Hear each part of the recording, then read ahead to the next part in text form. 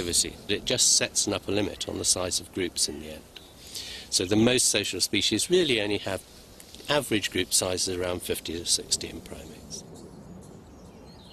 In 1992, Dunbar came up with a formula that predicts the upper limit to the number of bonds any primate like us can ever have. And it's proved so reliable that it's become known as the Dunbar number.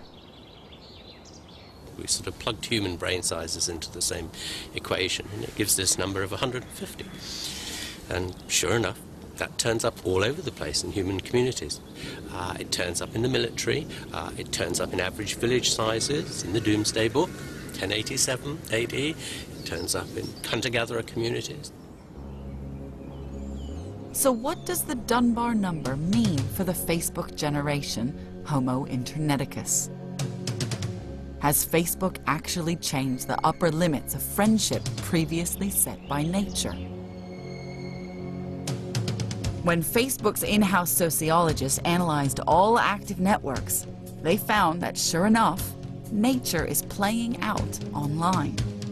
The reality is that the average Facebook member currently has well below Dunbar's upper limit of 150. In fact, the number of Facebook friends they interact with on a daily basis is surprisingly small, typically only 5 or 6. So while you can claim you have this huge network of people you know in some vague sense, most of those relationships I wouldn't call relationships, you know, they're voyeurs.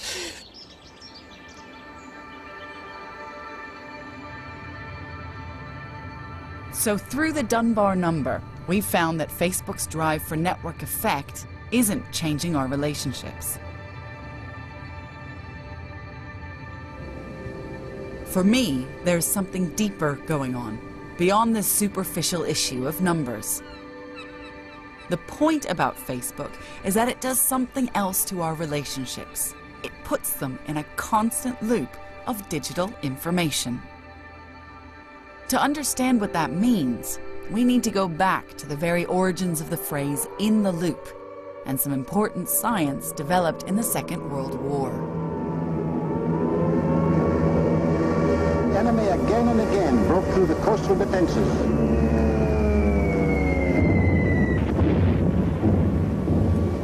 Night after night, the brave anti-aircraft gunners stood by their posts and tried in vain to shoot down the German bombers.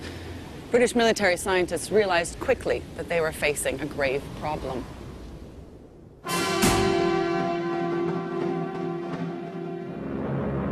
The problem that the anti-aircraft gunners had was that while the radar could spot the planes and the gunners could fire at them, they still missed the target.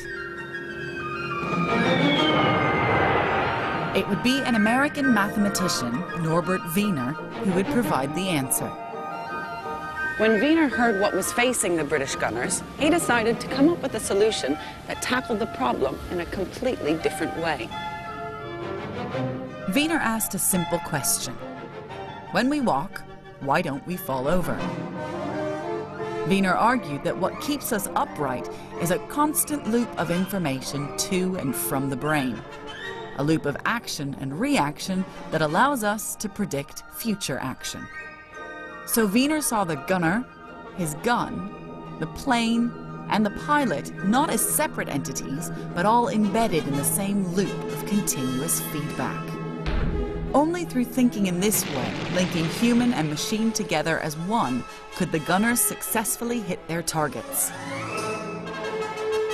One of the big innovations of Facebook is to apply this constant action and reaction to friendship. In fact, I believe that they are key in understanding how our online relationships have transformed forever.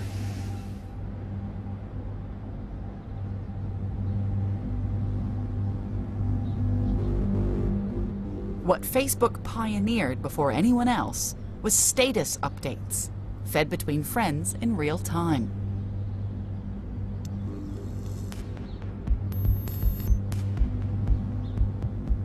But at the beginning, it wasn't like that. Back in 2004, it was a simple college student website.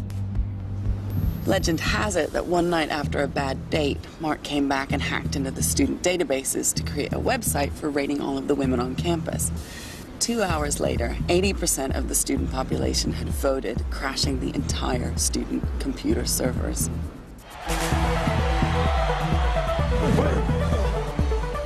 Mark was the type of person who was always, thinking of technical solutions to social problems. Seeing the demand for connection, Zuckerberg started a new venture, Facebook. I built the first version of Facebook in a couple of weeks in my dorm room at Harvard.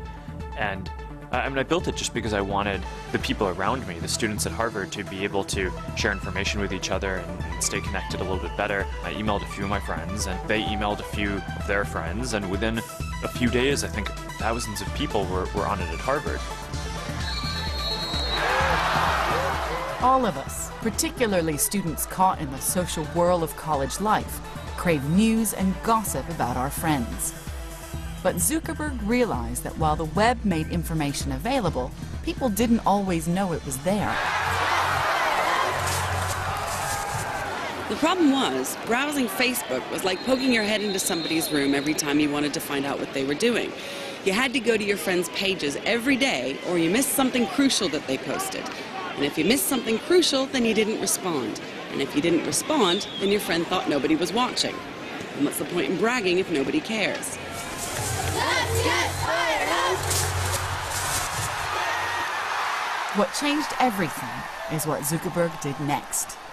He completed the loop of information on Facebook with something he called Newsfeed. It meant that anything you posted on your site was instantly broadcast to all of your friends and vice versa. They didn't have to go looking at your site. All updates came to them. We launched the product at midnight. We were convinced that people were going to love it.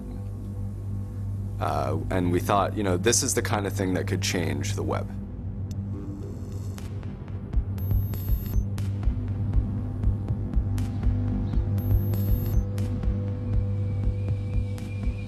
It all seems so normal now, but at the time, Facebook users hated it. They saw it as an appalling intrusion into their lives, a terrible wrench from the Facebook that they were used to. First thing I saw on the top was that someone had broken up with someone. And so when I saw those things, I was really just put into shock. It's like, that's so much stuff broadcasting. And then I realized that all of my stuff was being broadcast the same way too, and I don't know if I didn't really want that. As soon as we launched the product, we started looking at the feedback coming in from our users, and it was universally bad. It was, I want my homepage back, I don't like this, please turn it off. I was emailed by almost everybody I knew on Facebook to say, why did you do this to us? It was personal. And right before we were leaving, I think we were called and told that there were security guards coming because there was going to be a protest outside. This was hours after we had launched it. I decided to make a protest against it and created a group called Students Against Facebook Newsfeed. By third or fourth day at its apex, it was at 750,000 people in the group. But Zuckerberg stuck to his guns. He was determined that Facebook users would live life in the loop. Within a few days, we could see in our stats already that just the amount of page views that people were doing and the amount of engagement that they had in the site was going up, because what they were coming to the site to do was see what their friends were doing on a day-to-day basis, and this just made it so much easier to do that. It's this culture of real-time updating and not the numbers of friends that's the big shift in all of our relationships. Constant status updates, this being in the online loop, has dragged the web into a new age, inspiring many imitators, most famously Twitter. But more importantly, what does this shift mean for you and me as we live our daily lives? I'm going to meet Sherry Turkle, an eminent clinical psychologist who's been studying our relationship with technology for 20 years.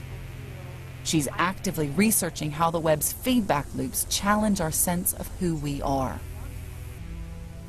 I think you've started to get almost a new personality type. It moves from, I have a feeling,